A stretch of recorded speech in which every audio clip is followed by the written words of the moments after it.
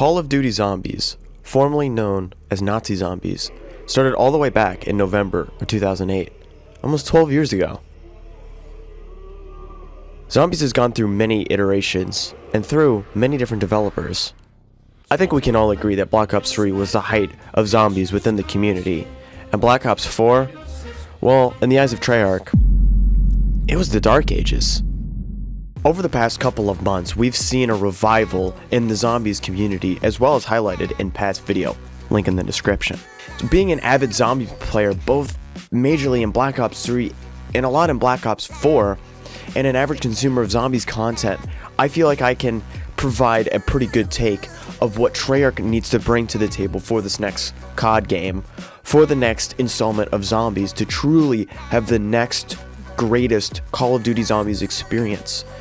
Treyarch needs massive innovation in areas like gameplay, story, and customization for the greatest zombies game that we've seen. I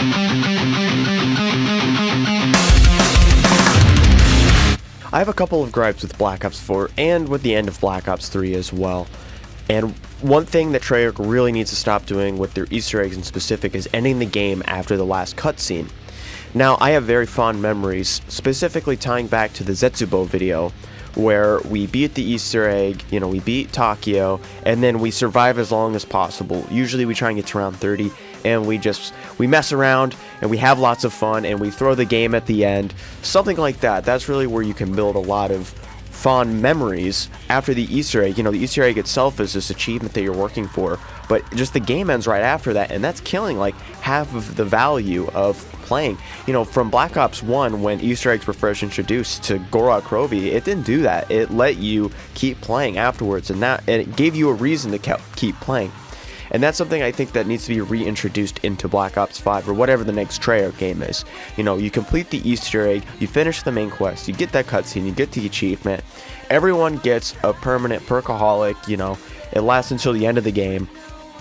And you guys are free to, I think, use like the boss arena or just play the map and survive as long as possible. It adds a lot of replayability to the Easter eggs, and it's going to make you want to do them more than just for the first time completion. Another thing that Black Ops 5 really needs to innovate with is merging old mechanics with new mechanics. We already know from Treyarch that old Pack-a-Punch and old perks are going to be brought back into Black Ops 5, which needs to be done both for the older fan base as well as they fix stuff that did not need to be fixed. Another good example is the point system and the way that crawlers are broken and zombies die at the end of rounds in Black Ops 4 when, why that wasn't even a problem. I mean, I understand crawlers bleeding out, but non-damaged walking, running zombies are dying out of nowhere or at the end of rounds, and that's not fun for people trying to figure out and solve Easter eggs because they just have to play through another round. Going back to Easter eggs, one thing that Treyarch really needs to improve on is having non-tedious Easter eggs in maps. Think back to Ascension or Call of the Dead or even Shangri-La. They had fun, interesting, and enjoyable maps, as well as fun Easter egg quests to do. Same thing with the Drak and Gorod Krovi. Those have some of the best Easter eggs of all time, but they're fun, non-tedious maps to set up and play.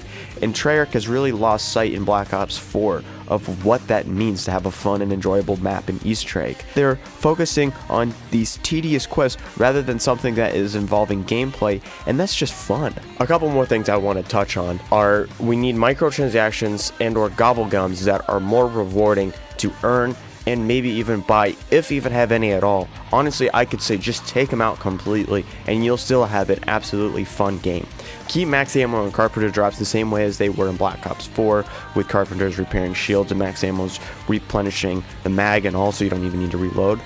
And finally, fix crawlers so you can actually make them with grenades, because in Black Ops 4 they're completely broken and you can't even make them, which makes doing dark matter challenges literally impossible. More on that later. We want to be able to change what weapon is your mule kick weapon when you get it, or have an indicator like Black Ops 4 remain in the game so mule kick is less unpredictable. Also, allow Easter eggs to be done in casual game mode or mutations if those still exist in Black Ops 5. We also want the ability to disable Pack-a-Punch camos or keep reactive camos, or dark matter in the game as well, so I can either keep my camo the entire time or have the Pack-a-Punch camo. Allow more progress or rewards and mutations. The fact that there were so limited rewards and all you could really earn was plasma led to a lack of desire to even play the game mode until you have everything unlocked. And finally, crossplay. I don't think anything needs to be said about that. One final thing I want to say is another game that I think Treyarch can draw ideas from, and that game is Killing Floor. It's a game that I've been playing with Joey. It's a survival-based zombies game similar to Call of Duty Zombies, and I think some of the game modes they have, Treyarch could implement into their games for a more variety kind of play. One thing is, keep the classic zombies. In Killing Floor, it's called the Endless mode. Just survive for as long as possible. I don't think that should be going anywhere. That's in the roots of zombies, and I think that should always stay. Another game mode, like Survival in Killing Floor, it's objective-based, kind of like Extinction, and there's a certain round that you shoot for, and then the game ends, either with an in-game mini-boss, or, you can have some kind of lockdown, like in some of the Easter eggs. But having some kind of survival-based game mode for each map to make it so I could set it to round 20 or round 10, and it's kind of like adaptive difficulty, and makes it so I can play for an objective rather than, I have to survive for a random amount of time again. I think Grief and Turned can be combined together to make a really cool game mode, kind of like the Left 4 Dead 2 game modes that they have, where they have the zombies kind of versus the humans. I think combining those elements of both Grief and Turned would be really awesome for a game mode, and I think Rush and Gauntlets were really cool in Black Ops 4, especially Rush. I really enjoyed the fast-paced nature of that, but they just did not do enough with it, and I think they should just build upon what they have interesting and challenges for the Gauntlets, not just building barriers and getting kills with a shit pistol or the shit fucking tac rifle.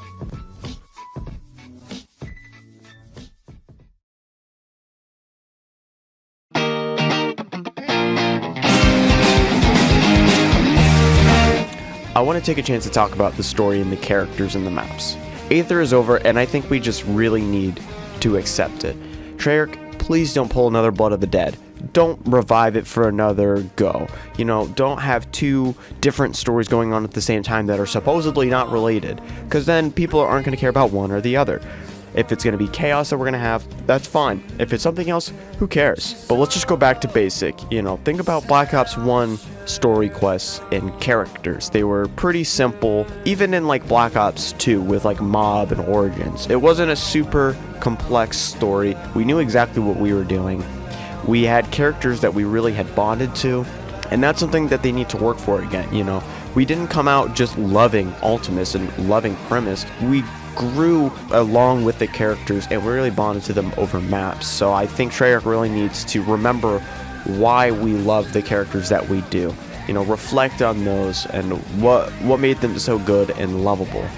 Another thing is maps shouldn't emphasize story, but rather the location and cool gimmicks and just how fun they are. Think about Black Ops 1 to Black Ops 2 with maps like Shang and Buried and even like Transit or Die Rise. They were kind of okay locations. Something that they need to really focus on with the characters is, like I said before, think back on Primus and Ultimus. Why were they so good, and why did the community love them so much? Nobody really cares about Chaos. As much as that sucks to say, the Chaos crew, nobody really gives a shit about.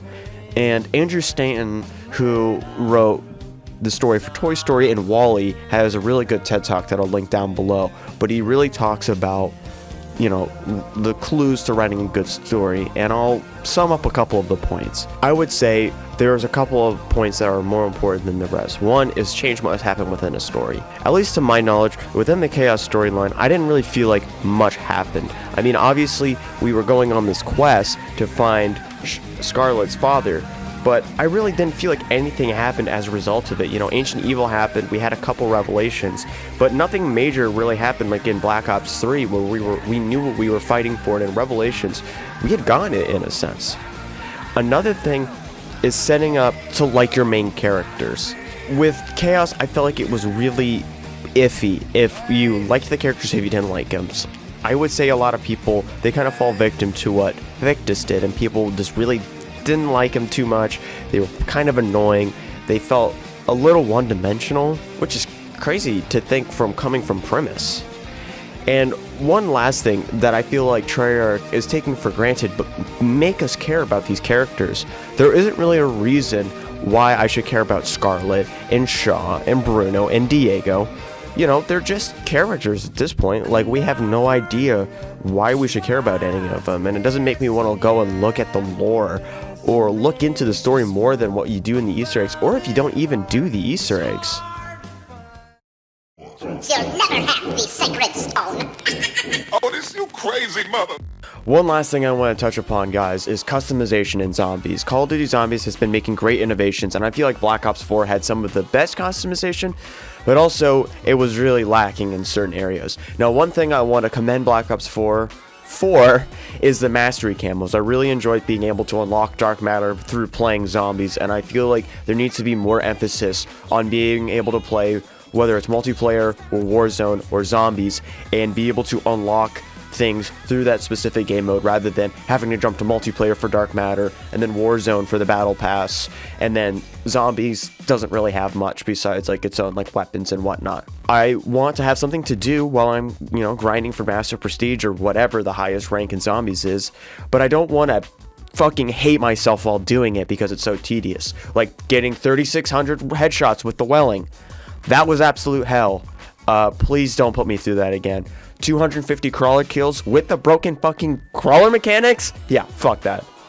Another thing that I really want Zombies to have is me to be able to progress through the battle pass without having to play fucking multiplayer, okay? I'm a Zombies guy because I don't enjoy playing multiplayer as much. So if I want to get all the rewards in the battle pass, my option should not be buying it or playing multiplayer. I want to be able to have some kind of round-based progression that'll allow me progress through the tiers while I grind Zombies for 12 hours a day after I drop out of college. Another thing that I really want Zombies to have, and I feel like it's a long fucking overdue, is allow us to change or pick our characters before we even get into the game. World War II has already fucking done this, so I don't understand why Black Ops 4 cannot do this. Another thing is having cooler prestige icons in Zombies. Honestly, Black Ops 4 fucking was lacking compared to Black Ops 3 with things like alternate ammo types. You could have Jug. Okay, why don't I have that in Black Ops 4? I just want to iterate this last point. The multiplayer or Warzone or Zombies should be able to be played exclusively and still be able to earn the same rewards is if I were to play all of them. I should be able to progress through the battle pass. I should be able to unlock DLC weapons. You know, it shouldn't be limited to one specific game mode, and I feel like that should apply everywhere so every player doesn't feel excluded and they feel like they can play what they enjoy about the game and have the game still be populated without feeling, oh, I have to grind multiplayer because that's all they care about and one game mode doesn't feel neglected.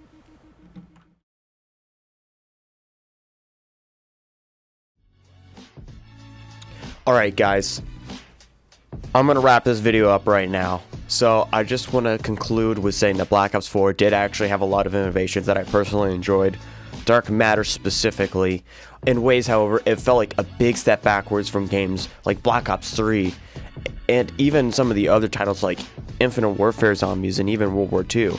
Treyarch really does need to pull from their previous mistakes as well from the examples that I've listed and probably even more that they're looking at to make another great game, because we all know that Treyarch makes the best zombie games, I mean, without a doubt.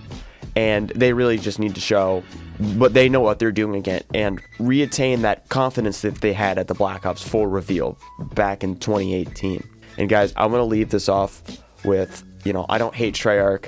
I love their games. You know, I've played Black Ops 4 an unhealthy amount of time, and I just want to make zombies great again. So anyways, guys, I hope you enjoyed this video. It's a bit of a different one, but let me know if you enjoyed. Let me know what you think about the video and what you think about my points. Maybe I left something out. Maybe I am asking for too much. I know developing games is pretty hard, and I hope I'm not asking for too much.